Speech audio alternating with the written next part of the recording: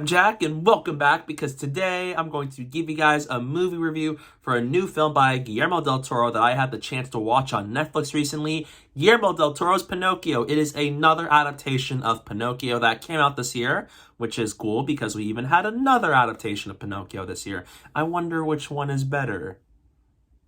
It is directed by Guillermo del Toro, and it stars Gregory Mann, Ewan McGregor, Christoph Waltz, David Bradley, Cate Blanchett, Ron Perlman, Tilda Swinton, Finn Wolfhard, and many more. And with that said, let's get started.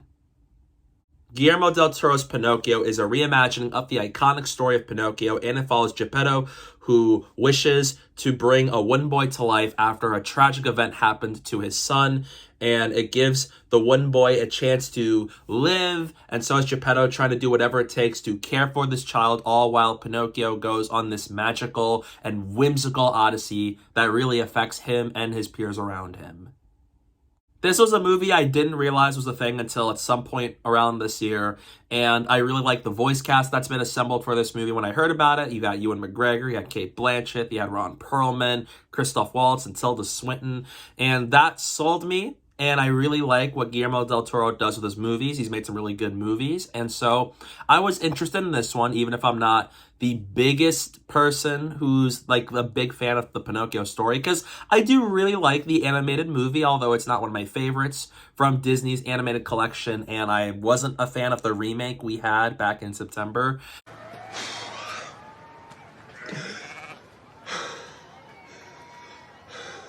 So for this movie, I was curious to see what they're going to do with it, because it's going to be in stop motion, and it really adds some new things to Pinocchio, where I was really curious to see how that was going to translate with this movie. So now that I watched Guillermo del Toro's Pinocchio recently, I loved it. It is a terrific reimagining of the story. There's a lot of beautiful stop motion animation in this movie with a terrific voice cast, and a lot of the changes really elevate the story to new heights.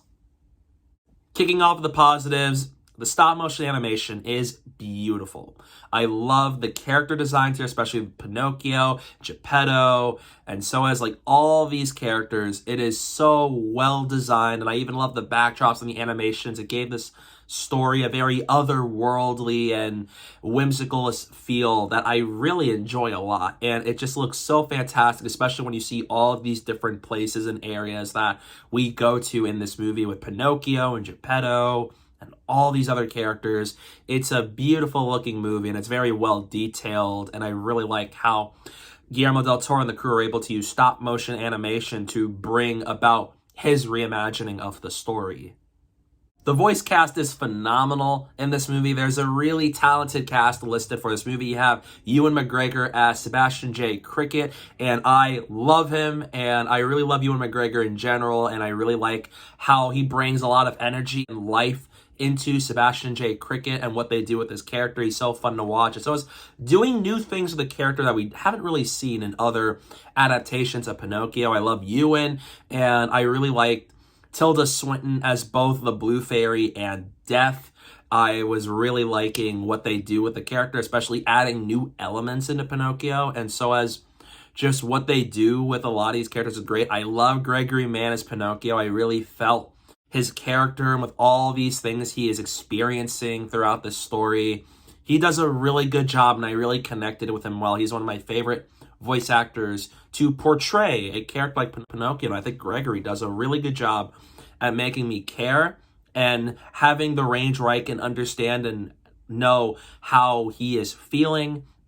Christoph Waltz plays Count Volpe, who is the stand-in for Stromboli, and I was shocked it was Christoph Waltz, because I remember watching, I was like, is that Christoph Waltz? And he's awesome. Christoph Waltz is a great actor, and he's delivered fantastic performances, especially as Hans Landa in Inglourious Basterds, one of my all-time favorite movies, and I really like what they do with him here. There's a big role for him in this story and his relationship with Pinocchio, and so as how he factors into everything with the conflicts he has with everybody. Cate Blanchett voiced Spazzatura, which I was shocked that was Cate Blanchett, because I never once watched this and thought that was her. She is terrific as Spazzatura, and so as having David Bradley as Geppetto. He's amazing here. I really connected with Geppetto, and he brings a lot of emotion with his character where I can really feel the range and connect with Geppetto here, especially because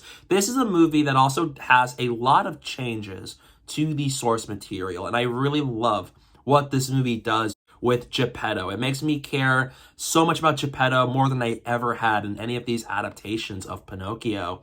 And Finn Wolfhard and Ron Perlman are also in this movie, and they are both really great. Finn Wolfhard and Ron Perlman, once again, I never realized that was them watching this movie, and they sold me on that. I really love how they use their voices to bring these characters to life.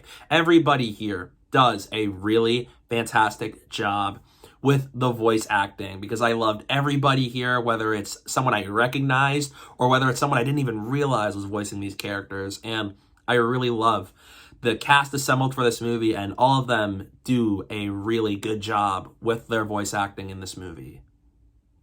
Something I was very critical of with the Tom Hanks and Robert Zemeckis version of Pinocchio is that it's just a beat-for-beat remake that doesn't really do many things new to expand more of the lore and world of Pinocchio.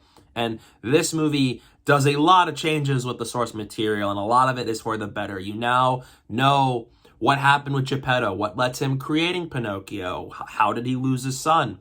And so is adding elements like war thrown into the mix here, especially with Benito Mussolini being an actual character in this movie, voiced very well by Tom Kenny.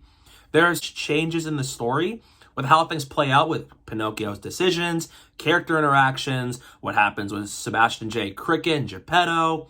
There's so many new things thrown into the mix in this movie, and how it tells a story about grief, war, and it's beautiful. And I love this a lot. When you take an iconic story and you do so many new things with it, this is what I like about this movie. This is something I was very positive about this movie, is that it really does a lot of new things, and a lot of the changes fit the story, where we're still telling a lot of things about Pinocchio that we all know of. The whole message of him trying to be honest, him wanting to be a real boy.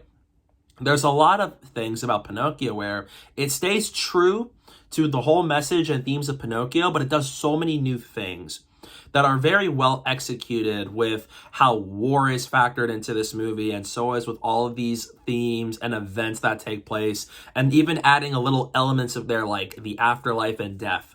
Really well done. I like these changes a lot. And this movie really pulls on my heartstrings. I was really emotional at many points in this movie with Pinocchio, all the horrible things he's going through, and Geppetto trying to find him, and with all these characters where you clearly know who you like and who you don't like. And this movie does a really good job at making me care for these characters, because this is the most I've ever cared about Geppetto in any adaptation of Pinocchio. And this is most likely the most I've ever cared about Pinocchio in any of these adaptations, because there's so much development and work as a character with these people that I truly connected and cared with them, with all these horrible situations that they're experiencing throughout this movie. And that really elevated this movie a lot, because rather than being a remake where you know how it plays out, there's so many things you've seen before, this movie does so many new things by adding war into the mix, by adding like all these different changes here, to getting rid of certain iconic things about Pinocchio, adding new things while still staying true to the source material, which I am a big fan of with this movie. And I love how Guillermo del Toro brings it to life, making me care about these characters and all these situations here. And so as having a story be told about war and grief and how tragic it is and all the things we endured to survive, it's a very heartwarming and a pretty gut-wrenching movie to sit through at times. And I really appreciate that when watching Guillermo del Toro's Pinocchio.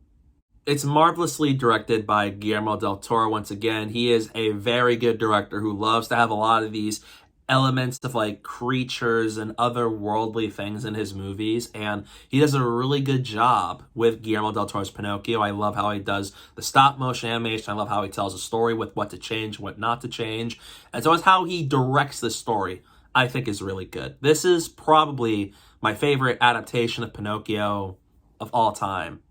Even though I do really like the original animated movie, This is probably my definitive Pinocchio with the changes it makes. That it's the most I've ever cared about these characters and the situations they go on, with the brilliant voice acting, terrific stop motion animation and animation in general. And so as how it's so well paced and how it changes things about the story to where it does a lot of new things while still staying true to the story. I loved Guillermo del Toro's Pinocchio. It is my favorite animated movie of the year. It really pulls my heartstrings, made me very emotional at points, and the ending feels very fulfilling. And I love this tale and reimagining of the Pinocchio story, and I really enjoyed this one a lot. So in the end, I'm going to give Guillermo del Toro's Pinocchio an A. Definitely go check this one out on Netflix. It's absolutely worth your time. If you're a big fan of animation, this is right up your alley, and I am so happy we got something like this, because watching the Disney Plus version, which I wasn't really a fan of, watching this the next day blew me away.